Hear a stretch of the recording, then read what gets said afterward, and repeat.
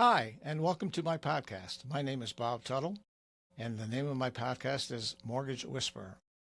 I am the branch manager for Cross Country Mortgage in the Capital Region, and have been in the mortgage business for 40 years.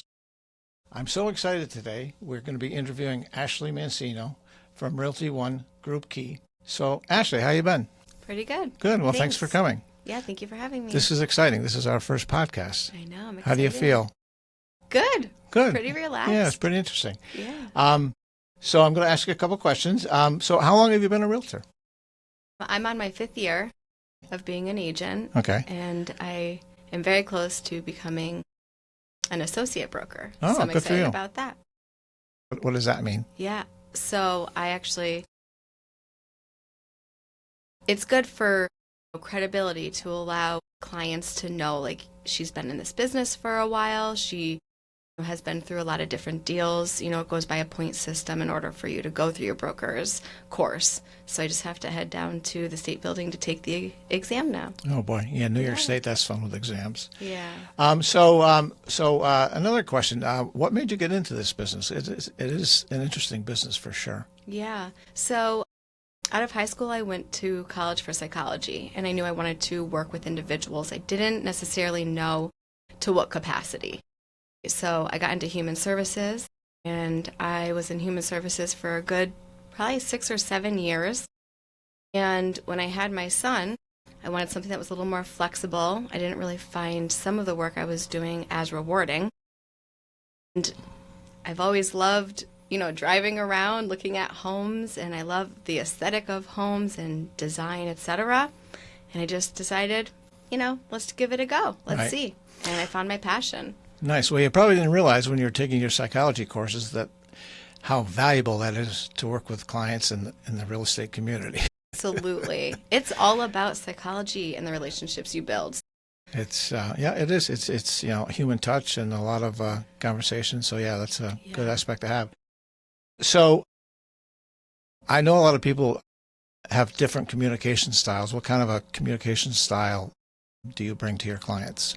Very open, just open communication from the get-go. When I meet with my clients initially, I always preface with, there are no silly questions. That's for sure. Yeah, and I work with a lot of first-time home buyers, and they don't know the process, and they're not supposed to, because they're supposed to be guided by an agent. Yep. So very open. I'm always there for my clients. It's very important to be. When they call me, if I'm not available, I'll shoot them a text, say I'll call you right back. Let them know that they're on top of your, the top of your list, and you make all of your clients feel that way. Right. They have individual needs, so just want to be open with all of them and make sure that they understand the entire process all the way through. You don't want to ever leave them in the dark. Yeah. Yeah, it's amazing on the mortgage side as well. Obviously been doing this for 40 years. I just take things for granted, obviously. And, I have to kind of focus on the fact that, the client is a newbie and there's a lot of questions, and I just have to try to fill that in a little more. Yeah. Because the mortgage business is just like your business. It's, very rewarding, but very intense. So yeah, absolutely. Yeah, and every deal is different. No. Way different, right? Yeah, way different from, to easy peasy to, oh my God, why am I doing this? Well, That's for sure. Yeah, so I know it's we're doing this podcast first week in March, and I know typically this time of year there's, 50 out, there's a lot of no snow on the ground, but in this particular year it's kind of hard to get into the spring market quite yet. But so what do you feel about the spring market? When do you think it's coming, and what's some ideas you have about it? Yeah, so I think probably within the next month or so, we're all crossing our fingers, hoping inventory. No more snow, yeah. Yeah, no more snow, and that inventory is really going to increase, right? But every day I look at the new listings, and we're seeing more and more every day, which is great for buyers who are looking to come out and start looking at homes regardless of what the interest rates are. It's the big talk. But probably in April we should see the surge, we're hoping, because then school gets out in June. A lot of families who have kids, they like to move when the kids are out of school, so they don't have an extra thing to worry about. What I've kind of somewhat noticed over my 40 years is that people like to see the ground, obviously, and why wouldn't you, right? So the lighter snow years, which we've had for quite a while, it seemed to be more active in previous years past in the winter. But now with the snow cover, I just anticipate that's going to be like another, like you said, another month out. Because, I mean, anybody, if you're going to look at a house, I mean, you want to kind of see the land around you. You want to see if there's any flower beds or just, anything. And snow hides all that stuff. Yeah. And for inspections. Yeah, and that It's as well. important. Yeah, that's a good point. Yeah. Yeah. So in a lot of areas of the country still, we're in multiple bid, higher than asking offers still. I have clients that literally put offers in on 5 or 6 houses before they're able to, get an offer accepted. What kind of tactics do you use to have your clients be the winner of the bids? Again, it's all about communication. So when I show a house, my client's interested, I always pick up the phone and call the listing agent. It's very important. It's a good idea. I'm not so much of a texter when it comes to that, so agents do hear from me a lot because it's important to see what the seller is looking for, because what's important to one seller is not important to another, right? Is money most important, right? Everyone wants more for their house in some sense, but sometimes they're moving for a job and they have a deadline to get down there. So someone who can close in 30 to 45 days, as opposed to someone who has the contingency that they have to sell their home, right? Well, then that may not be the best offer for them to accept, even if it's more money. You can definitely move things around and edit the terms. That's very important when you're submitting an offer and there are multiple offers. They can close sooner. Maybe increase the threshold for inspections, right? New York State contract states anything one item over $2,000 or more is up for negotiation and a lot of times lands on the seller. But you may be able to increase that depending on your client's comfortability. So there are a lot of ways, and I definitely have some tricks. I've had my clients definitely win some multiple offer scenarios, and unfortunately, you can't always win, so you just don't want your client to give up. Yeah. So I believe there's some lenders out there, including ours, that will do like what's called a fast track approval, and it's 100% underwritten by an underwriter. Basically, in those situations, all that is needed really is an appraisal. So I found that technique, valuable, and a lot of times the client will win the bid, even though it's not maybe the best.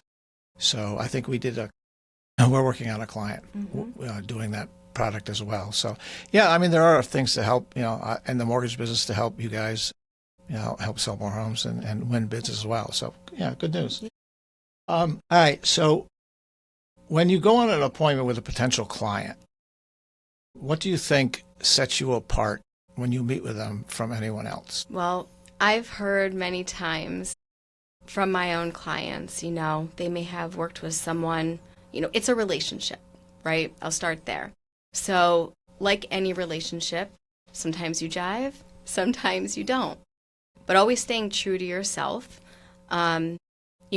understanding the market trends, what's going on, how you're going to set yourself apart from another agent when you're listing, right? Showcasing homes in their best light.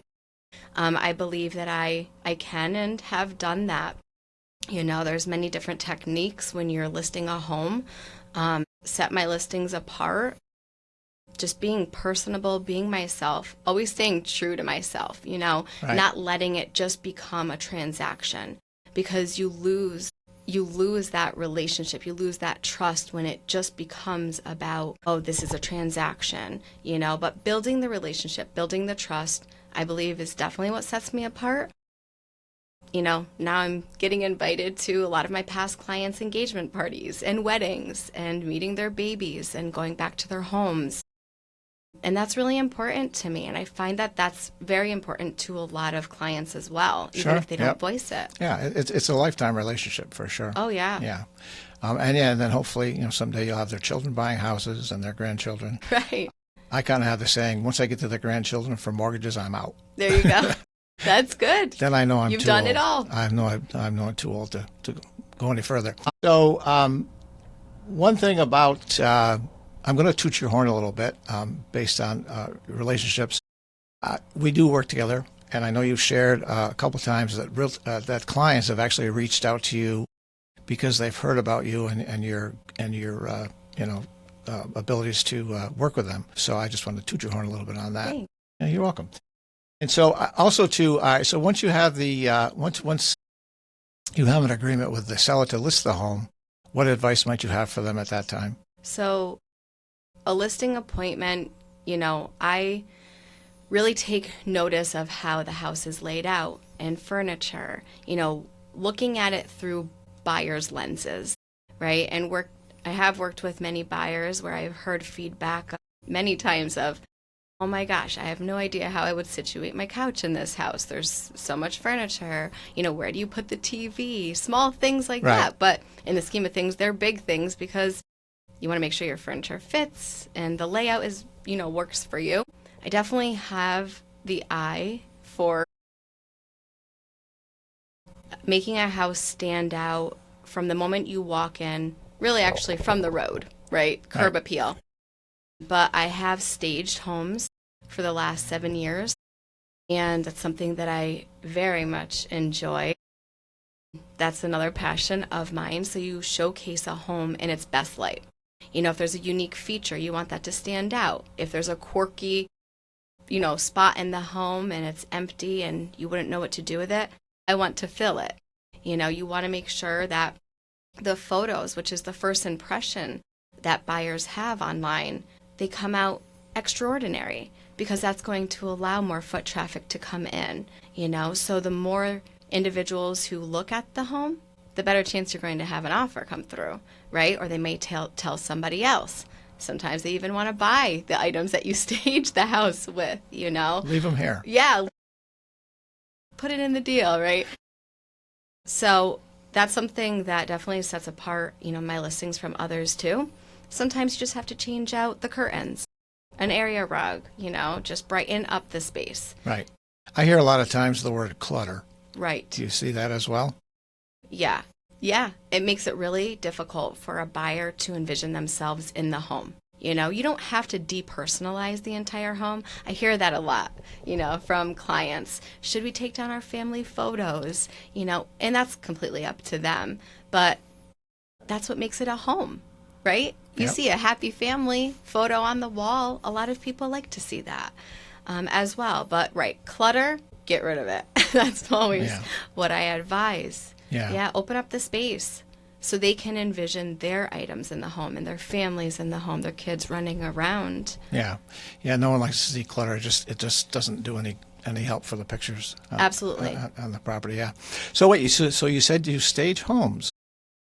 So did not know that. So everyone listening, Ashley, in addition to selling real estate, she stages homes. So reach out to her for that as well if you're interested. Yeah, thank you.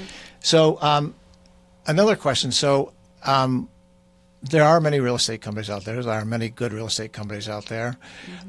What's your opinion that sets Realty One Group Key apart from other realtors you've worked for? Well, Realty One Group Key is absolutely amazing.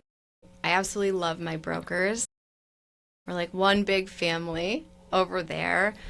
Just keeping current on everything is very important to them. They do a really great job of keeping us updated. We do a lot of trainings. We have sales meetings too, so everyone's aware of, what clients are kind of looking, what they're looking for. We have buyers over here. We have a listing coming up. I think that's really great. And also just being personable. We all have the same morals and values there. And I like that a lot. It's all about relationships, communication. You can definitely see that with my brokers too, and how they treat each of us all the same, and they know what you have going on in your life. And ultimately then that goes on to your clients, right? If you're being led by brokers who are asking you about your personal life and congratulating you, and, that's what you want to then pass on to clients. So I absolutely love that. Realty One Group Key is international, which I think is absolutely amazing, right? You might have a client who's looking in a different country. They want to buy a vacation home, second home, third home, investment property. We have brokerages, or we have offices all over the world, not just in the country, which is amazing because you can just reach out to another Realty One group and say, hey, I'm from Realty One Group and in upstate New York, and have that connection already.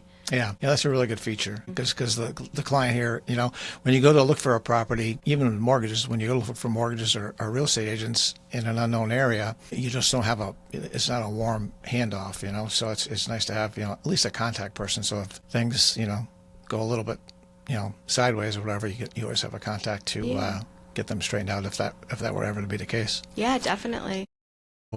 So this was my first podcast. I thank you for coming. Yes, thank you. I was really worried about how it would go, but I think it's going well. So if anybody in the sound of my voice needs a realtor for listing or selling, please reach out to Ashley, and she would more than help you with whatever your needs are. Thank you. Thanks for coming. Have a good day. Thank you.